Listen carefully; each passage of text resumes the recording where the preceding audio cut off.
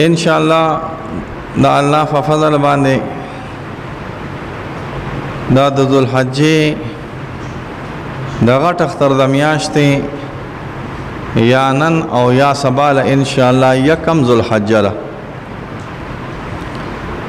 په بعضو دیارو کې او په بعضو علاقو کې تقریبا اعلان وشو چې یکم ذوالحجه ده او اختر به ان شاء الله د 14 تاریخ پر ورځ باندې، او په بعضو دیارو کې لکه زمونږ لا په حال رسمي اعلان نه شوی، او زمونږ هم اختر به یا په 14 باندې او یا په 19 تاریخ باندې نه راغلی. دې ته موږ په خپل اصطلاح کې غټ اختر ویو، دې ته موږ په خپل اصطلاح کې عید الاضحى ویو، او دې ته موږ په خپل اصطلاح کې بقر عید هم ویو. یعنی هغه اختر چې په هغه کې خلک قربانی کوي او د حضرت ابراهیم علیه السلام طریقه او یادگار یا افعال دا په خپل ځان کې یا په وس مناسب سره چې دا چا وس کیږي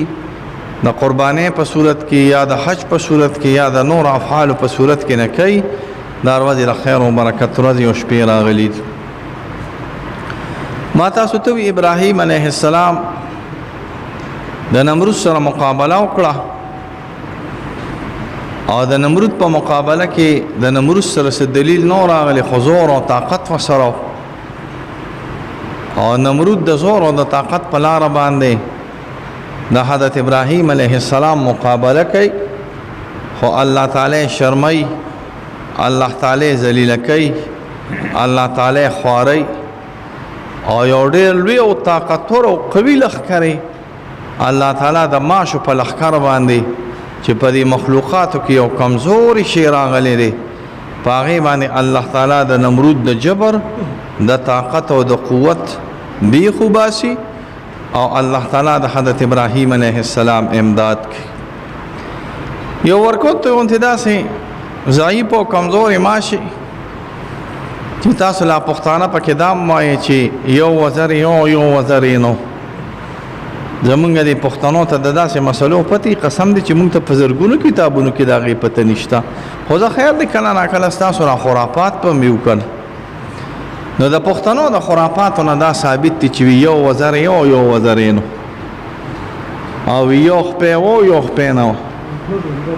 څه راغلي؟ ګوډ راغلی، ګوډ ماشي، ګوډ ماشي راغلی وي. دا لاړه او د نمرود په دې پوزه کې وردن نشو. دا ګوډه سم داسې ګوډان چې وي هغه داسې فاني هغه بډه بیرې والا راغلي دي چې جګړه را سره وډې کې ګوري. ښه نو یو ګوډ ماشي وردنه وته، چې وردنه وته یو دوه درې میاشتې مهمان خانه، یو دوه درې میاشتې په تیار هوټل کې د نمرود په بالخانه کې نه تېرې کړې. بالخانه خو پیژنې که د چا بالخانه کار کوي او د چا بالخانه کار نه کوي. بیا ښه صرف شو، ښه غټ شو، او چې ښه صرف شو ښه غټ شو زرینه، نو بس وزیران به راغلي وو د دې نمرود، نوکران به راغلي وو داسې چپړې مو سره وي، او دا نمرود به په دې سټ کې یا په دې سر باندې واخه، نو چې یو څو چپړې به په دې سر باندې وخوړې نو دا ماشي به لږ په قلار شو، او چې نه داسې اسې به نو دا ماشي به نه په قلار، سر به درد کو یا خارخ پې کو یا تکلیف به. نو بهتر سړی به د نمرود په دربار کې هغه چې هغه به چپړه راغستې وه او د نمرود دې سر ته به یې نیولې وه، او ډزار به یې کو. الله تعالی په دنیا کې مو شرمه، او الله تعالی به ان شاء الله په آخرت کې شرمای. دا زمونږ اعتقاد دی او دا زمونږ عقیده ده. الله تعالی عزت ورکړه حضرت ابراهیم علیه السلام له پیغمبران. تقریبا د ابراهیم علیه السلام نه وروسته چې څونه پیغمبران دي دا ټول الله تعالی د ابراهیم علیه السلام په نسل کې پیدا کړل. که بنو اسرائیل د هغې کې خو ډېر زیات پیغمبرانو دا ټول پیدا شو، او که بني اسماعیل راغلي دي نو په بنو اسماعیل کې د پیغمبرانو بادشاه او د پیغمبرانو سرتاج او سید الانبیاء محمد رسول الله صلی الله علیه وسلم پیدا شو چې دا ټول پیغمبران یو طرف ته کې او خیر او برکت او امت او فضائل او خصائص د رسول الله صلی الله علیه وسلم بل طرف ته کې نو په دې ټول پیغمبرانو به ان شاء الله خیر او خصائص او برکات د رسول الله صلی الله علیه وسلم زیات راغلي حضور صلی الله علیه وسلم نه چې الله کوم صفات ورکړي دي دا الله تعالی په یو وخت کې یو انسان لم نه دی ورکړي او مسلوب کې دي نشي پرون می په یو درس کې نه خبره وکړه مسلوب کې دي نشي د حضور صلی الله علیه وسلم صفات د رسول الله صلی الله علیه وسلم نه مسلوب کې دي نشي ځکه چې سلب کېږي نبیا تعطل راځي که سلب کېږي نبیا د رسول الله صلی الله علیه وسلم په شان کې نه فرق راځي او چې سلب کېږي نبیا د نصوص معارضه راځي او چې سلب کېږي نو د آیات قرآنیو او ابطال راځي تمہاری خبرو تم خیال دی نه پی که د رسول الله صلی الله علیه وسلم بعد صفات د رسول الله صلی الله علیه وسلم نه سلب کې نو د نصوص مقاطعه راځي د نصوص مقاطعه دې ته ویل کېږي د قرآن آیاتونه دروغ ثابتېږي که چېرته د رسول الله صلی الله علیه وسلم بعضې صفات د رسول الله صلی الله علیه وسلم نه سلب کې لر کړي نو بیا ابطال د نصوص راځي که ته وایې چې وما ارسلناک الا رحمة للعالمین ته نه لر کو یا لر کېدی شي نو چې لر کو یا لر کېدی شو نو چې لر کې یا لر کېدی شو خو ابطال د نصوص راغی که نه نو شرح الناظم لیکلی دی د جوهرو شرح لیکلی دی چې حضور صلی الله علیه وسلم په اعتبار د صفاتو سره د دې نه سلب نشي کېدی د دې نه اخوا کېدی نشي د دې نه سلب د ممتنعاتو نه راغلی دی خدا ممتنع لعینه نه دی دا د منطق مسلې دي دا ممتنع لغیره دی لکه څنګه چې ثاني پیغمبر یا وجود الثاني د محمد رسول الله صلی الله علیه وسلم راغلی دی چې مونږ دیوبندیان دې ته په خپل اصطلاح کې مسله د امتناع النظیر وی و سوي وته مسله د څه د امتناع النظیر عوام په نه پیو خو مسله د امتناع النظیر د بریلیانو او د دیوبندیانو په مس کې معارکۃ الاراء مسلون راغلي معارکۃ الاراء مسلون مسله سره راغلي د امتناع النظیر جایز نو معرکۃ الاراء مسلون راغلت نو حضور صلی الله علیه وسلم په خپل صفاتو کې یکتا دی نو دا یو پیغمبر چې راوالی نو د بنی اسرائیل د ټولو پیغمبرانو په اعتبار د خیر سره اعلی راغلت نو ټول پیغمبره رجع کیږي چاته د ابراهیم علیه السلام د ټولو انبیو پلار چې ابو الانبیاء دی د پیغمبرانو پلار دی د ابراهیم علیه السلام راغلی دی دا خبر ځان سره یاد سات خبره مې به هر حال دا صدا کوله حضرت بخاری نقل کړی دی و اسماعیل علیه السلام ښځه وکړه او ښځه اسماعیل علیه السلام په جرهم قبیله کې راکړې و نوم ځان سره یاد سات اصل کې چې کله په مکه مکرمه کې اوبه پیدا شوې د زمزم د اوبه چې کله پیدا شوې نو هرې علاقې والا په ځلمامه ده په خپل علاقه پیږي دې ټولې علاقې ته پته نشته خو تا ته پته ده چې ستا د کور خواته یو مدیدار چینه بیږي چېرته چاردام دې پکې کړی دی که نه دغه ستا د کور خواته مدیدار دی چې داسې دې طرف ته ځم دې طرف ته ځم نو زه داسې پټ ورشم استاد جې لیدلی ده د نورشید دي زور کور طرف ته چې ځې د روشي کا زور کور طرف ته چې ځې نو مدیدار چینه بیږي او ډېرې ښکلې یخې اوبه راغلي او چې دغلته اوبه نه وي اوبه پیدا شي نو خو ټول خلک پرې خبر شي چې اوبه پیدا شوې که نه هلکه نوی چینه راووت دې کرک کې د انبیو دې کرک کې د صحابو قبرونه دي او د اسماعیل خان باندې چې داسې ځای نو د صحابو قبرونه دي ما سره د نور خان لیدلي و مونږ تلو چشمې ته چې ځې پروس کال ناشنا طریقې سره هغې کې الله تعالی مزیدار ښایسته چشمې او مزیدار ښایسته چینې راویستې د علاقې خلک حیران و ځکه وي دلته کې په 120 ګزه کې اوبه را روانې 120 ګزه کې اوبه دي هلته الله تعالی غړپ یو کو چینې راویستې دا د الله تعالی قدرت راغلی هر علاقې والا په خپل علاقه باندې پیږي چې تاسو کوی که نه که نه د هلکان په دې نه پیږي او چې دا کوی کړي نو مشران ویل لکه دونه پورې به خاوره راځي او دونه پورې به لوټه راځي او دونه پورې به تکړه راځي دا وایي او که نه وایي دونه پورې به کاڼې راځي هر خلک په خپلې علاقه پیږي جرهم قبیله داسې روانه وه وی کتل داسې مارغان تاوېدل را تاوېدل نو مارغان چې چېرته تاوېږي مقصد دا دی چې اوبه دلته موجود دي دوی مخکې دغه علاقه کې دا مارغان د اوبو نه ولیدلې هله وي دا خو د اوبو مارغان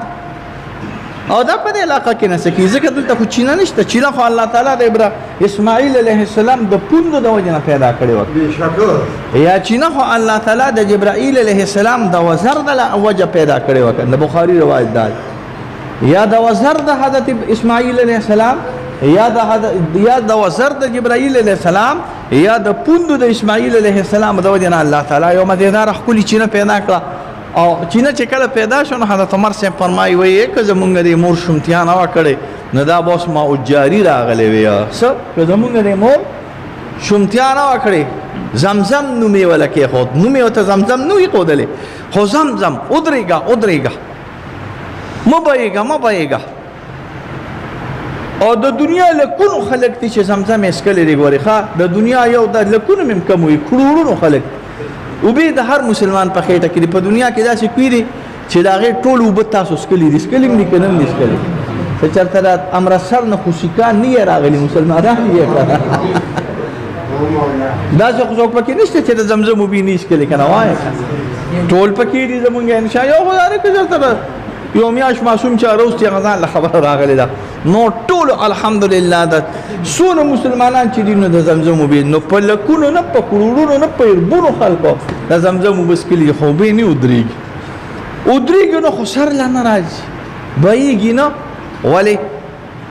یو ناشنا خبره ته کومه ښه دې چوټه لاور ته چې لاړ شي دا خبرې د نه کولو دي خو زه دې چوټه لاور ته چې لاړ شي نو دې چوټه لاور کې یو چینه ده او دا زړه هندوان دی او تاګان نور راغلی وشنو شیوا پاربتی بعضې عالمان وایي دا ښه خلک راغلي یعنې نیکان خلک راغلي هغوی په خپل دم یا منتر یا څه سره ویستې ده او داسې عجیبان دا سره ده دا لاهور والا به پیا پیږي یا نه چې بس د هغوی جایداد کې بیږي او چې بل طرف ته لاړ شي نو په ځمکه کې لاړ شي غیبه شي بلکل یې بیا بندي شي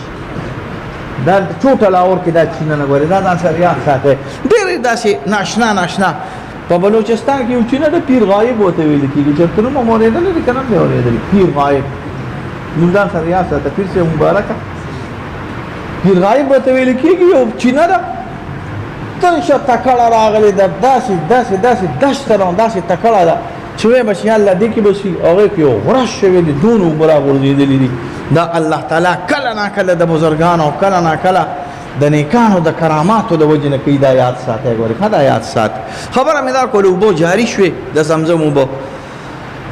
حضرت عمر رضی الله تبارک وتعالی عنه فرمایي کاش چې زموږ د مور شومتیا نه وه کړې نو د اوبه به بیا جاري وي خو جاري شوې جرهم قبیله راغله داسې چې وکتل یاره دا خو پرندگان دي او دا خو مارغان دي او د اوبو مارغان دي چې رالل بس یو ماشوم دی او یو مور راغلید اوس تاسو سوچ کوئ چې په یو 200 میله کې یو ماشوم یو موري نو دوی به خامخا وایي چې یا الله پاکه داسې څوک راولې چې موږ سره په دې کلي کې اوسي نو جرهم قبیله راله حضرت حاجرې ته وایي یا حاجرې یا مورې یا ابې یا ترور یا زنانه هر څه چې وایي مونږ دلته اوسو یاره اوسې خیر دی اوسې خو ګورې په اوبو کې به م حصه نه وي راغلې د اوبه به زمونږ وي اوسې خیر دی اوسې اوبه به زمونږ دې نه یو بله مسله راووته ګورې خو تاسو پړانګارو ته نه کومه ګورې تاسو بیا جنجالونه جوړوئ ګورې که چېرته په یو علاقه کې صادق ماما د چا یو خور وي یا یو چینه وي نو دا به د هغې حسابېږي په شرط د دې سره چې دا ځمکه د ده وي او اور په دې باندې نه لګیا چې دا چینه د ټول قوم وي اوس کو چېرته اور په دې وي بعضې علاقې داسې شته چې هغه چینه ځای د یو سړي وي خو چې چینه پکې وي هغې کې د څکلو د اوبو د ټول اجازت راغلي یا هغې کې بالفرض د خړوب د اوبو د ټول اجازت راغلي عرفونه به ځان له په هغې باندې جاري کېږي خو که چې جایداد د چی نو اوبه به په هغې پسې ځي چې جایداد د چی نو چینه به په هغې پسې ځي دا ځان سره یاد ساتئ بیا جرهم کې حضرت اسماعیل علیه السلام وعده وکړ واده چې وکړه پیر صاحب نو ښځه یې لکه داسې په ذوالخرچه راغلې وه څه راغلې وه په ذوالخرچه یا په ذوالخرچه به هم نه وي ښځه یې داسې لکه ناشکرته راغلې وه څه راغلې وه ناشکرته پېژنئ هاي هاي الله دې د ناشکرته ښځې نه په امان کې وساتي د الله پیغمبر صلی الله علیه وسلم ښځو ته واس کو د ترمذي روایت دی حضور صلی الله علیه وسلم له ښځې راغلې وی دا سړي ټوله ورځ تقریرونه ولیدو موږ هم د یو ورځ مقرر کړه کنه نو حضور صلی الله علیه وسلم د ښځو د وعظ دپاره یو ورځ مقرر کړه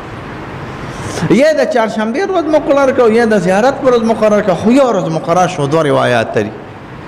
حضور صلی الله علیه وسلم چې ښځو ته وعظ وکړو نو بیا د الله پیغمبر فرمایي ما جنت کې وکتل نه اکثر جنت کې اکثر غریبانان اما دوزخ کې وکتل نو په دوزخ کې اکثر ښځې راغلې وي نو د ښځو دا قوره داسې خرابه شوه چې ولې مونږ ولې په دوزخ کې راغلي وایي تاسو کې دوه درې افات لري که نه یو خو دا دی چې دین هم ناقص دی د زنانو دین ناقص دی د سړو دین کامل دی د دلالو دین ناقص دی ستاسو خو شرطه په میاشت کې داسې ورځې خو د باندې نه راځي چې هغې کې مونځ نه کوې که نه که راځي ښه خلک یې بیا ښه ما یې کو راځي نو هغه راته ووایه انشاءالله هغې لپاره بیا خپلې ګولې استعمالېږي نو هغه به بیا وخورئ ګورې ښه د خدای بنیادمانو لږ د عقل نه کار هلی چېرته حیض خو د باندې نه راځي که نه وایې که نه نه کله په مونږ څه کوي ګورئ نو د زنانو دین ناقص دی روجې کله نه لیسي په ظلمامه ده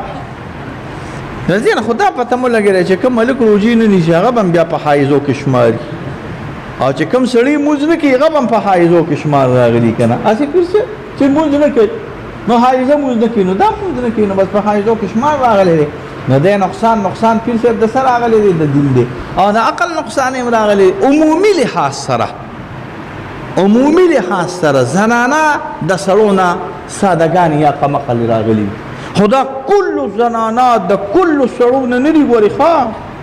چې هر سړی د هرې زنانه نه هوښیار دی خدای یو داسې پکې دي که نه چې په دې ګوته به دې وګډوي او که نه وایي که هوښیارې زنانه د خپلو بچو خیال ساتونکي زنانه د خپل خاندان د هر څه مالکې زنانه داسې زنانه هم پکې شته ګوره الله دې د هر چا نصیب کړي چې هغه د خپل خاندان او د کور د ټول بجټ او د ټول کمایۍ او د ټول کاروبار خیال ساتي خاوند یې یو للو غوندې نه راغلی وي خفه کېږي ما او دا ټول کار ساتي یقین وکړه ګوره داسې زنانه دي ډېر شته نو دا نه چې هره زنانه د هر سړي نه قمقله ده او هر سړی د هر زنانه نه هوښیار دی نه عمومي جنسو زنانه د جنسو سړو نه څه شي دي قمقلې راغلي دي بیا ورته وایي تاسو کې یو کار دی وایي څه کار دی وایي دا دی چې تاسو ناشکري کوئ د خپلو خاوندانو داسې لږ ورې قسم زنانه به چېرته مړه نه کي نه به یې چېرته قانع کي یو خو دا دی چې الله د عفیفه نیکه خدمتګاره دینداره عابده سایحه د صوم او د صلات پابند زنانه درکړي نو ابه تا سره بیا انشاءالله په جوارو په ډوډۍ باندې هم ګزاره کړي زرین خان پسپوره به هم وختې نو دی که اوس د غولت خو که چېرته بالفرض داسې نه که نه حضرت ابراهیم علیه السلام راغی ابراهیم علیه السلام چې کله راغی نو ښځه ناسته وه کور کې بوډا راغی چې کله راغی ابراهیم علیه السلام د ضعیف سړي په شکل کې نه راغلی او دی نه پېژنې چې دا ابراهیم علیه السلام یو بوډا راغی کور ته راننه شو ورې چې کله لور که وی اسماعیل څه شو اول خو نوم دی ښځې سم مانغس ښځه به سړي ته نوم نه الي لا یاد ساتئ ښه ښځه به سړي ته نوم نه الي در مختار نقل کړي دي په جلد نمبر 6 کې په کتاب الکراهیت کې چې ښځه به سړي ته نوم نه الي سړی ښځې ته نوم اخیستی شي که د ښځې نوم زینب وي نو سړی ورته ویلی شي چې زینبې که د ښځې نوم شګفته وي نو خاوند ورته ویلی شي چې شګفتې ښځه به سړي ته نوم نه الي که د سړي نوم جاوید وي نو ښځه به ورته نه وایي چې جاوید دا خوا شو جاوید دې خوا شو جاوید هم لا ورته نه وایي نن سبا خو ورته جاویدي وایي جاویدي لاړه او جاویدي راغی هلکه داسې ده که دلته ته نه لګوم که اورېدلي دي که نه پیر صاحب که چېرته بالفرض عجب خان نوم دي وي که نه نو ښځه به درته څه وایي عجبې یا کور دې روان شه ته ما ته ولې دا نوم غلط وی که نور څوک یې راته غلط وایي نو وایي به نو ته راته ولې غلط وایه نو جاویدي لاړه او جاویدي راغی ارسلي لاړه او ارسلي راغی نه نوم نارا دا خو مې اصل وی ګورې ښه تا ته نه وایي داسې ښه تا ته خو پیر صاحب مبارک وایي انشاءالله خبره مې دا کوله نوم به خاوند ته نه وایي ګورې ښځه به خاوند ته نوم نه وایي دې نوم هم په غلطې طریقې سره واغست عمدة القاري لیکلي دي نوم یې غلط طریقې سره واغست بیا ترې تپوس کړي حالات هم څنګه دي وایي یاره څه حالات دا اوس وګوره اسماعیل تللی دی علیه السلام 2-3 ورځې شوي دي او نه کور کې د خوراک څه شته او نه کور کې د څښاک څه شته وي څه خورئ بس وي څه به وخورو خو دا غوښه ده او د اوبه دي د دنیا په سر باندې په مکه کې خو د غوښې د اوبو په دنیا په هغه وخت کې په مکه کې د دانو رواج نه و راغلی چې یا سړی بالفرض اوړو استعمال کی یا غنم استعمال کی یا جوار استعمال کی یا اوربشي استعمال کی دا شی نه راغلی وی خدا دی وی حالات څنګه دي حالات هم ډېر خراب راغلي آنی و ترس اوبو ستو کو نه و ترس ډوډۍ ستو کو لا چې کله اسماعیل علیه السلام راغی دا پوز راخ کله نو د پلار بوی پیو لګید تاسو به دا تجربه کړی یا نه کړی خو ما کړی زما د والدې لوپټه چې وکړه ما را واغسته د چا مور چې جم دی وی کنه نو دا سنن ورشه د تقریر نه پس ورشه دا لوپټه دا سراواله د لوپټه خاص بین راغلی هغه بین باندې سړی دا غبین نیم سړی دا د مهک او د تاسو ته مامتا وای کارسو وای ا د مور مینه دا غینه ثابتېږي ګوره دا یاد سات تاسو ته نه تاسو ویدل ته سړی راغلی یو سپینګری اونته سړی راغلی وی څه خیر او خیرات تاسو ملمستیا دی کوي تا کور کې څه ایښودلي دي چې زه بلا ملمستیاګانې موږ سره کور کې شو جبوره ښځه داسې دا یاد سات ملمه چې راشي که نه ته به ورته چای پخه که ابا دا ګس جو برو بس نو کور کې څه نشته چای پخه نو کور کې چای نشته نو کور کې خدای دې غر که که دې ګاونډیانو نه راواله خو ته اوس ماله چای پخه که ما ولې بې عزته کوې دا جبورې ښځې کار دی ها او چې ښځه پښتنه وي که نه او پېښې چې لکه اوږدره کې شوږدي نو بیا هغه چې کله راشي ته ورته وایې چای پخه هغه ځان ګاڼه کوي هسې خبره کوم خو د مېلمه خیال ساتي او د خاوند د عزت خیال وایي ښه څه نصیحت یې کړی دی یو نصیحت یې کړی دی چې وایي شیره دا دورشل او دا دروازه ډېره بېکاره دورشل ده او ډېره بېکاره دروازه ده دا بدله کوي ښه دورشل دروازه بېکاره ده وي یو وایي زه بابا که راځه دا خو ستا د تبادلې ویلي دي چې دا بدله 6 میاشتې پس راغی په څه به راته نو حفاجي په شرح الشفا کې نه نقل کړي دي د هر پیغمبر دپاره الله تعالی یو براق مقرر کړی او د ابراهیم علیه السلام خو چونکې د پیغمبرانو مشر راغلی نو یو براق وله الله تعالی ورکړی په هوا به هغه ته راته ګوري د 6 میاشتو مزل دی د کنعان او د مکې مکرمې 6 میاشتې مزل راغلی دی لا ډېر هم زیات راغلی او دا به حضرت ابراهیم علیه السلام سار کې راوخت هلیکاپټر چې سره وي نو عمرې اسانې دي که نه دي اسانې دي که بس هلیکاپټر کې وروخت براق کې وروخت سار به کېناست او ډوډۍ خوراک پې وکړو مازدیګر به بیا کور ته لاړ اسان راغی 6 میاشتې پس بیا راغی زنانه بدله شوې وه چې څنګه سپینګري بوډا رادننه او د پېژن چې ابراهیم علیه السلام دی هسې عزت والا وکړو بابا په خیر حالې کښېنه اوبه وڅښه کښېنه ډوډۍ وخوره حالات دې وي څنګه دي ډېر خیر دی خیرات دی انشاءالله اسماعیل علیه السلام اسماعیل چېرته تللی دی وایي دغه ته تللی دی را به شي انشاءالله ته خوراک وکړه خوراک یې پې وکړو څښاک یې پې وکړه وایي حالات دې څنګه دي وایي د الله په خیر دی شکر دی الحمدلله هېڅ تکلیف ماته نشته حال نارې په تکلیف کې وګورې ښه هېڅ تکلیف ماته نشته چې روانېده نو اسماعیل علیه السلام ته جواب پرېښود دوی ډېره ښکلې دورشن دی او ډېره ښکلې د ور دروازه دې راغلې ده بس دا برقرار وساته چې راغی تپوس کې اسماعیل علیه السلام بیر را باندې لګي دا اجنبي یو بوډا راغلی یو سپینګیری وایي دا بوډا نو دا مې بابا او دا مې پلار راغلی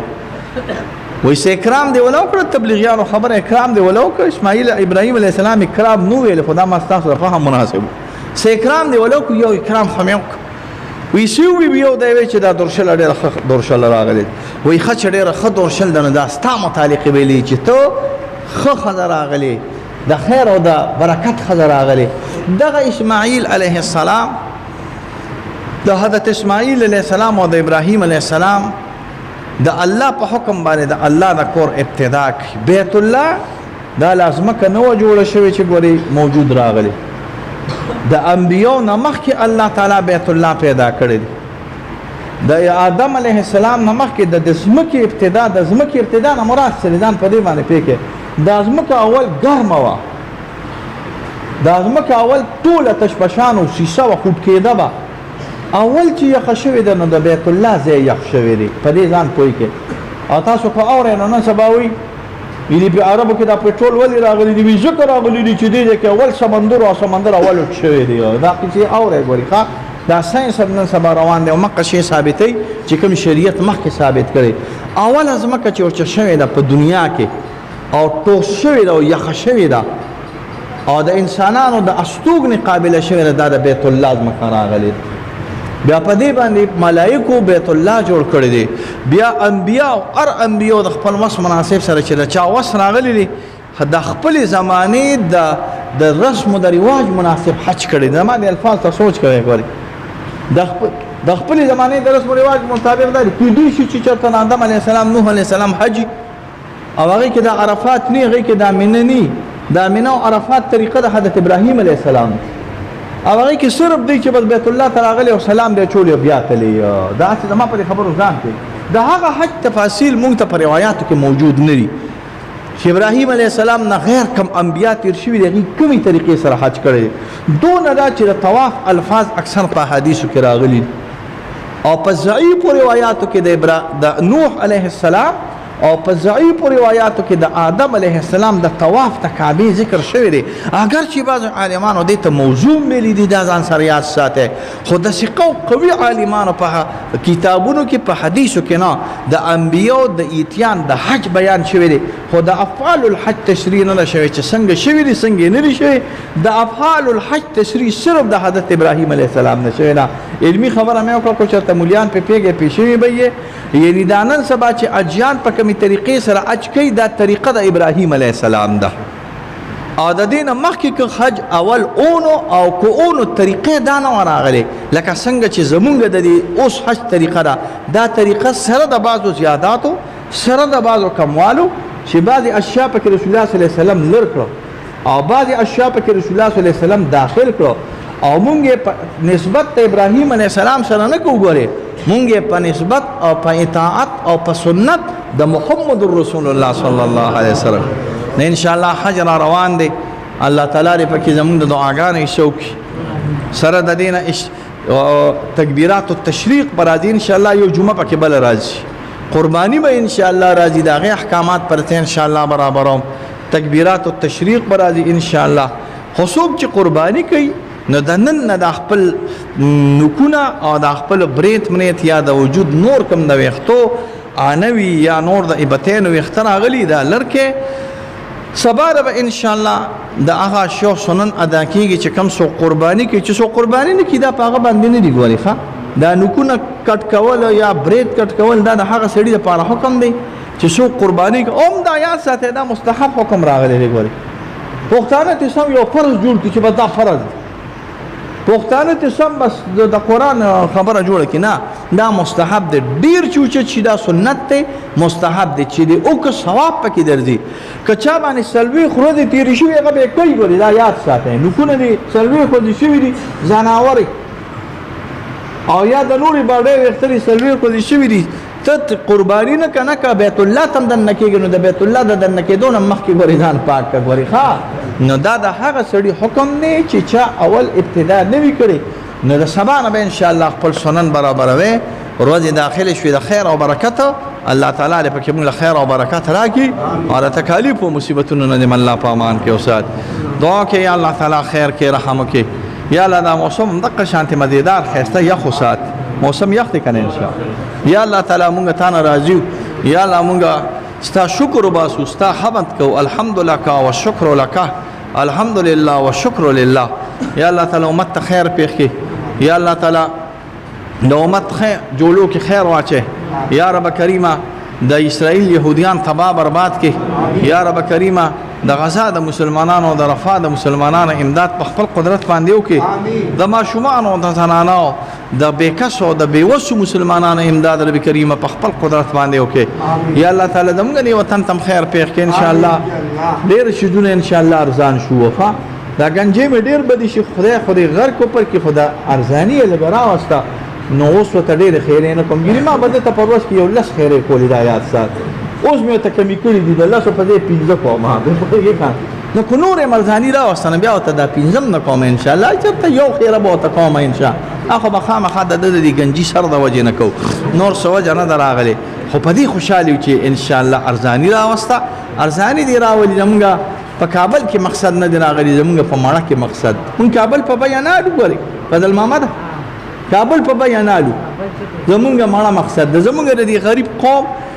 خیر مقصد دی زمونږ د وطن خیر مقصد دی زمونږ په دې وطن کې ارزانی مقصد ده که د هر چا په لاس باندې خو الله تعالی د دې قوم ته خیر او برکت ورکړي او چې د هر چا په لاس باندې الله تعالی د دې وطن ته خیر او برکت ورکړي او چې د هر چا په لاس باندې خو الله تعالی د قوم او د وطن د شر نه په امان کې نوسات وصلی الله علی خیر خلقه محمد و آله و اصحابه اجمعین.